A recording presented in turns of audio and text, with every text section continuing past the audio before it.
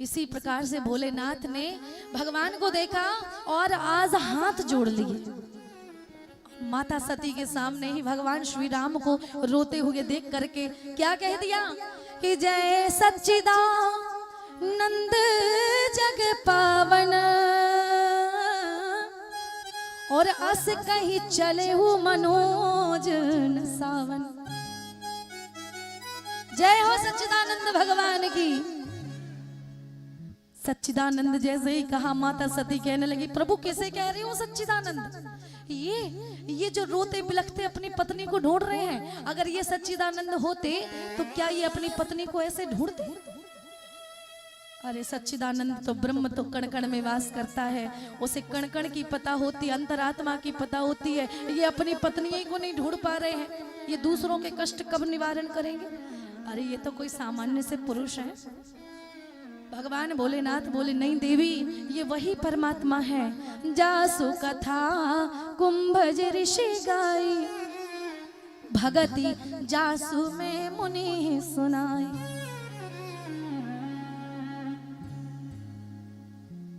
ये वही सच्चिदानंद भगवान है, ये और कोई नहीं है। माता सती बोली हम नहीं मानेंगे। बोले नहीं मानती तो तुम्हें जो अच्छा लगे सो करो, परीक्षा ले लो। जो तो मेरे मन अति संदेह तो किन जाई परीक्षा ले।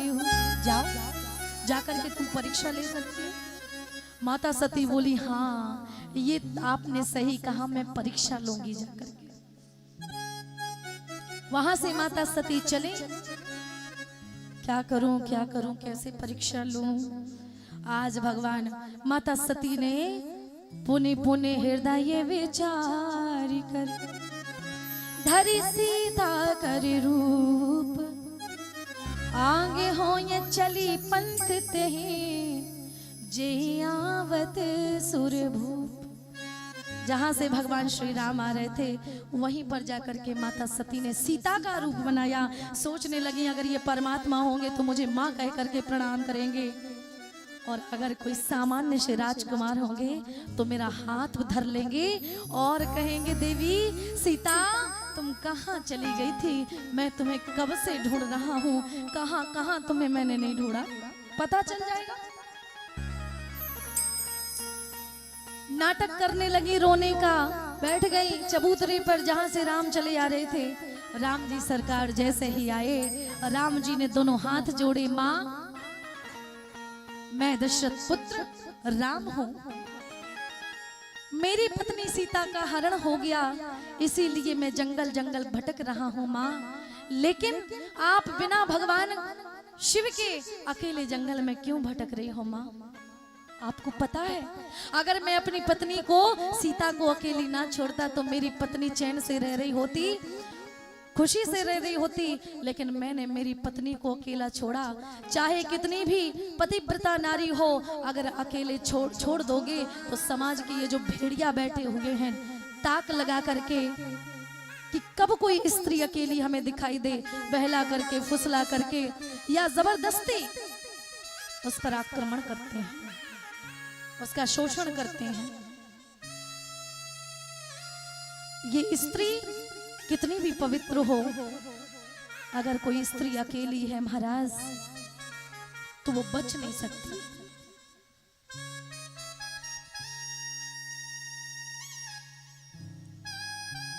कई समाज में ऐसे भेड़िया घूम रहे हैं, कोई स्त्री अकेली मिले तो आपने देखा होगा अभी कोलकाता में जो हत्याकांड हुआ, मंच से कहने में भी शोभा नहीं लगती है, लेकिन एक बेटी के साथ में जो अत्याचार हुआ,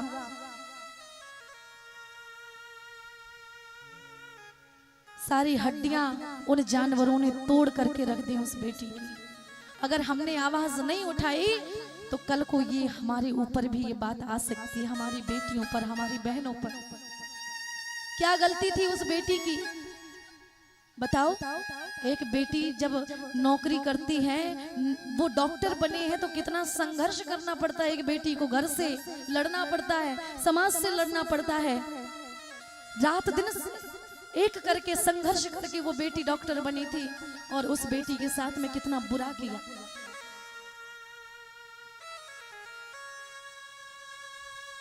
यहाँ की अदालत से हो सकता है बच जाओ, लेकिन वहाँ की अदालत से कोई बच नहीं सकता।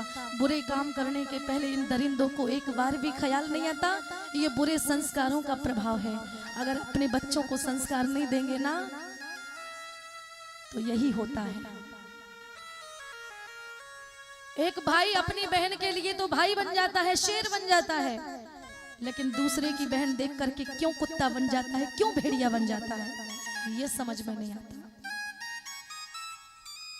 सभी बहनों से निवेदन है अपनी भाई की कलाई में राखी बांधना, उससे यही कहना भैया मेरे लिए तुम शेर बनते हो अच्छी बात है, लेकिन दुनिया में जितनी भी बहनें हैं ना उनके लिए भी तुम शेर ही बनना। जब उनके पीछे तुम चलो ना तो उन्हें घबराहट नहीं होनी चाहिए, उन्हें ताकत मिलनी चाहिए कि मेरे साथ में एक शेर आ रहा है, मेरे साथ में मेरा भाई चल रहा है। बहन बेटियां जब रात्रि में जॉब करती हैं, नौकरी करती हैं, या शहरों में अकेली रह करके कमरा लेकर के पढ़ती हैं, रात बेरात में कभी अकेली चलती हैं तो उन्हें उनके पीछे अगर कोई चलता है तो उन्हें आहट होती है, डर लगता है। अकेले निकलने से डर लगता है बेटियों को। लेकिन मैं यही कहूंगी, शस्त्र उठा लो द्रौपदी, अब गोविंद ना आएंगे। तुम्ही को काली बनना पड़ेगा, तुम्ही को दुर्गा बनना पड़ेगा, तुम्ही को लड़ना पड़ेगा। ये मर्यादाओं की जो बेड़ियां हैं कुछ हद तक ठीक है, लेकिन तुम्हें ही लड़ना पड़ेगा तुम्हारे हक के लिए। ये कलयुग चरम सीमा पर पहुंच रहा है, यहाँ कोई बचाने वाला नहीं आएगा, हमें ही बचना पड़ेगा। वो बेटी लड़ती रही, लेकिन आखिर में उसे इन भेड़ियों ने मार दिया। अपनी बेटियों पर नजर रखें, अपनी बेटियों पर सुंदर संस्कार दें, और हो सके तो अपनी बेटियों के साथ रहें। वो सुरक्षित नहीं है, अगर वो अकेली है तो वो सुरक्षित नहीं हो सकती। जितना कहूं उतना कम है। बेटियां ना गर्भ में सुरक्षित हैं और ना ही गर्भ के बाहर सुरक्षित हैं। 5-5 साल की बेटियों के साथ में मानव जाति को शर्मसार करने वाली घटनाओं को लोग अंजाम देते हैं ना, तो ऐसा लगता है इनसे अच्छे तो जानवर होते हैं। कब तक बेटियां मरेंगी? बेटियों को कचड़े में पाया जाता है। गर्भ में अगर कोई बेटी है तो अल्ट्रासाउंड होता है, क्या है, बेटा है कि बेटी है, बेटा है बेटी है, मार दो। बेटी को गर्भ में ही हजारों टुकड़े करके फेंकवा दिया जाता है। जैसे तैसे बेटी पैदा भी हो जाती है, समाज की भेड़िया उसका शोषण करते हैं। 35 टुकड़ों में बेटियों को फ्रिज में बंद कर दिया जा रहा है। कोई प्रेम करने वाला कैसे किसी बेटी को काट सकता है, समझ में नहीं आता।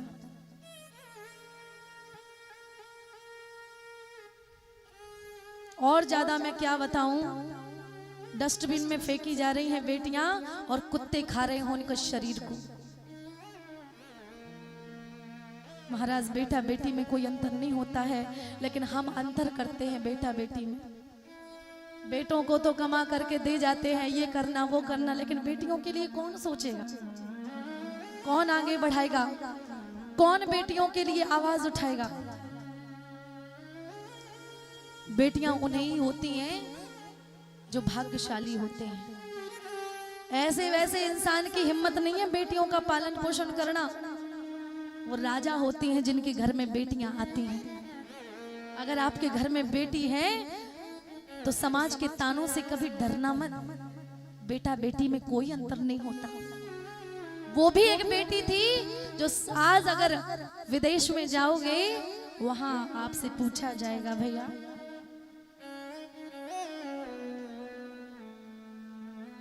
Where from you come? Where are you come from? आप कहाँ से आए हो? आप कहते हो आई एम फ्रॉम इंडिया, मैं भारत से आया हूँ। अच्छा, वही भारत जहाँ पर महारानी लक्ष्मीबाई का जन्म हुआ? हाँ, वही भारत।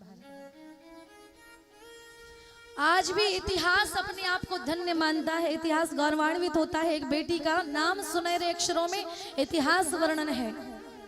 वो भी एक बेटी थी, वो एक अबला थी, ना कोई आगे ना कोई पीछे, अंग्रेजों से अकेले लड़ने का साहस, वो भी एक बेटी थी। खूब लड़ी मर्दानी, वो तो झांसी वाली रानी थी। गाइए मेरे साथ। बुंदेले हर बोलो के मुख हमने सुनी कहानी थी, चमक उठी सन 57 में वह तलवार पुरानी थी। बूढ़े भारत में आई हाँ फिर से नई जवानी।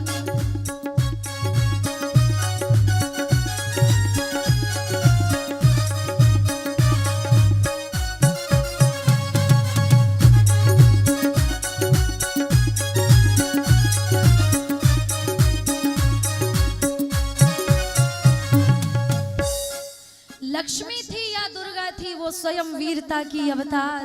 देख मराठे पुलकित होते उसकी तलवारों के वार। सैन्य घेरना दुर्ग तोड़ना यह थे उसके प्रिय खिलवाड़। वो भी एक बेटी थी महाराज, जिसने भारत का नाम रोशन कर दिया। तो बस विचारों का भेद है, बेटा बेटी में कोई अंतर कोई फर्क नहीं होता है। लेकिन आज का समाज अगर बेटी हो गई ना तो ऐसा लगता है जैसे दुनिया से कोई पधार गया हो, कोई चला गया हो। और अगर लड़का हो जाए तो इतनी थाली बजाते हैं, इतनी थाली बजाते हैं कि जब तक थाली फूट ना जाए। मिट रही हैं जग से दुलारी बेटियां, हाय रे किस्मत की मारी हैं ये बेटियां। अल्ट्रासाउंड का करिश्मा तो देखो जो छीनता है हमसे हमारी बेटियां। एक दिन सब रोएंगे पछताएंगे जब मिट जाएंगी दुनिया से सारी बेटियां।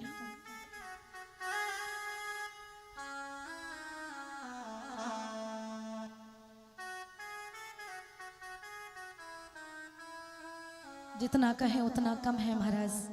कभी समय मिला तो और बेटियों के बारे में बखान करेंगे महाराज।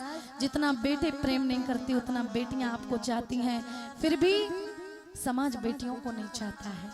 डॉक्टर तो हमें स्त्री चाहिए लेकिन घर में स्त्री नहीं चाहिए।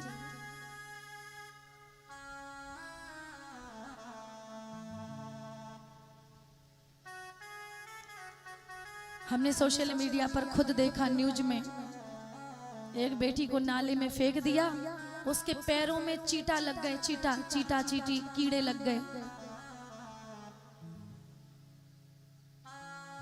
वृंदावन में कई ऐसी संस्था चल रही हैं, कई ऐसे आश्रम हैं जहां बेसहारा बेटियों को आज भी शरण दी जाती है।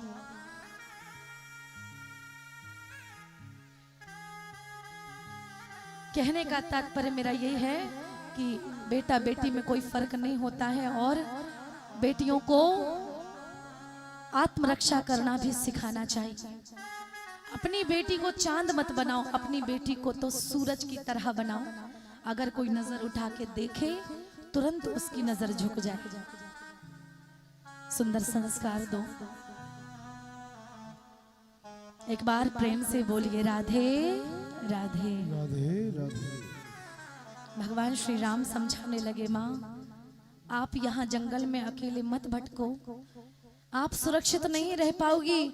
मेरी पत्नी को मैंने अकेले छोड़ा और उसे कोई हरण करके ले गया। हमारी रघुकुल की आन बान शान मर्यादा को कोई ले गया। मैया आपसे निवेदन है, आज के बाद आप जंगल में कभी अकेले मत भटकना।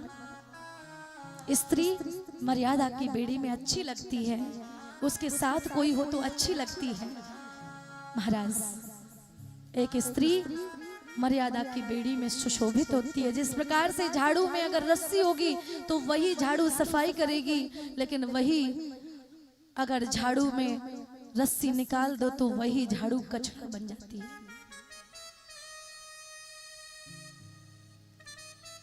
भगवान ने समझाया, माता सती समझ गई, बोले ये क्या, मैंने तो परमात्मा की परीक्षा ली, ये मैंने क्या किया, ये मुझसे क्या हो गया।